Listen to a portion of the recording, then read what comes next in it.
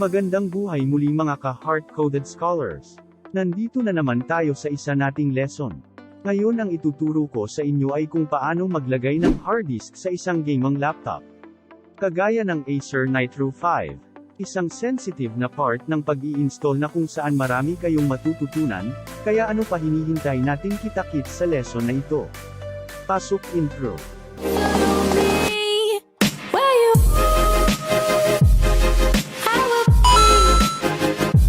Tuloy na natin ang ating lesson. First step natin, buksan natin ang laptop natin na Acer Nitro 5.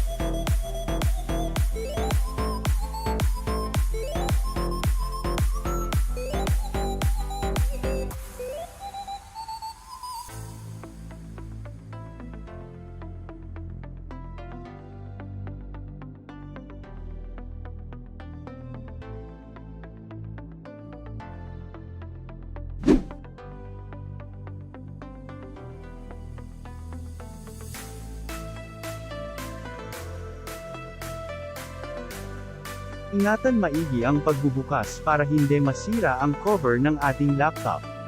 At baka mag-iwan ng scratch resulta ng pagpangit ng ating laptop cover.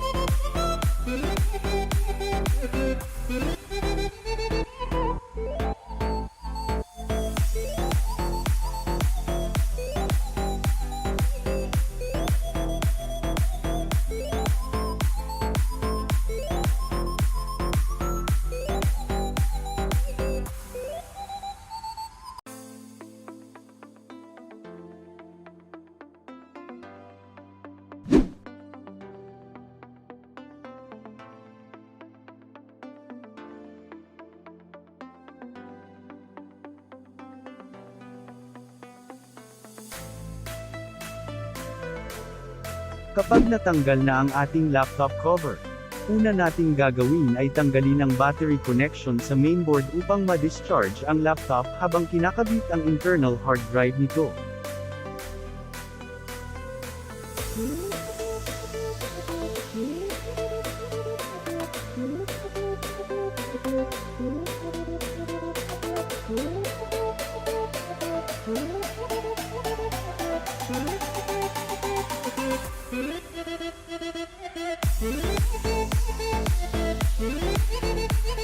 Ilabas ang socket connector at ikabit sa mainboard slot. Ito ang mabuugnay sa ating hard drive para mabasa ng ating laptop.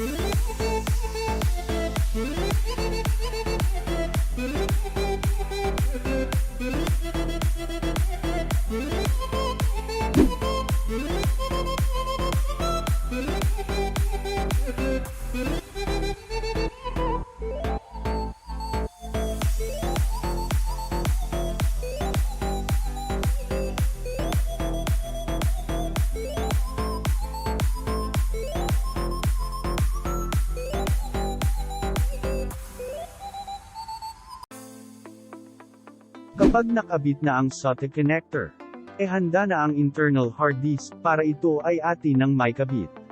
Dahan-dahan at siguraduhing maayos ang pagkakakabit nito sa ating connector para hindi magkaroon ng problema sa ating laptop.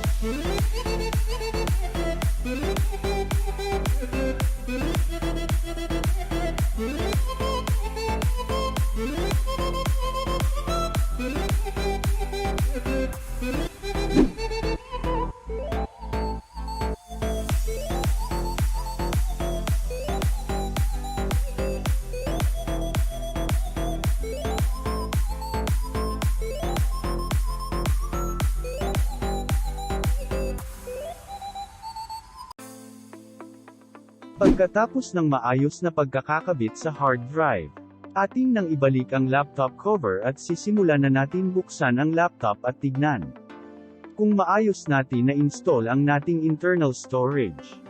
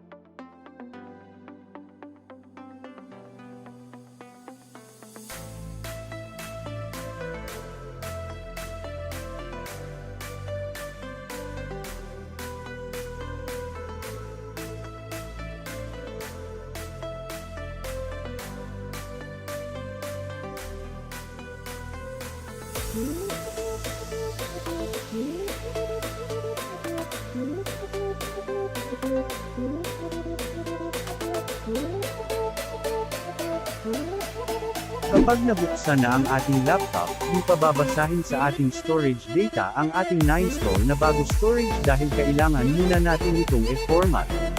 Gamit ang disk management tool sa ating laptop.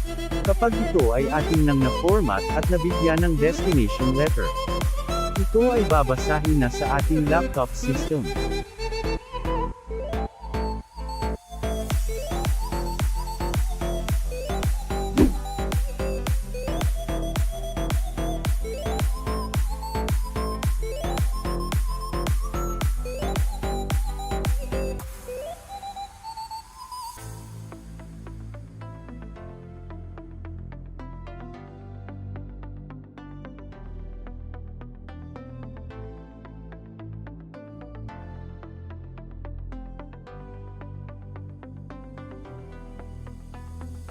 Nabasa na ang ating newly installed storage.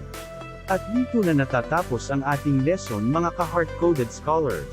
Kung nagustuhan mo ang ating lesson pwede mo itong i-share at huwag kalimutan mag-like at subscribe sa ating channel. Pwede din kayo mag-join sa ating Facebook page. At e-follow ang ating TikTok channel. Muli ako si Badong nag-iiwan sa inyo ng salita. Consistency is better than talent, and one place, one habit. Maraming salamat and see you in our next lesson.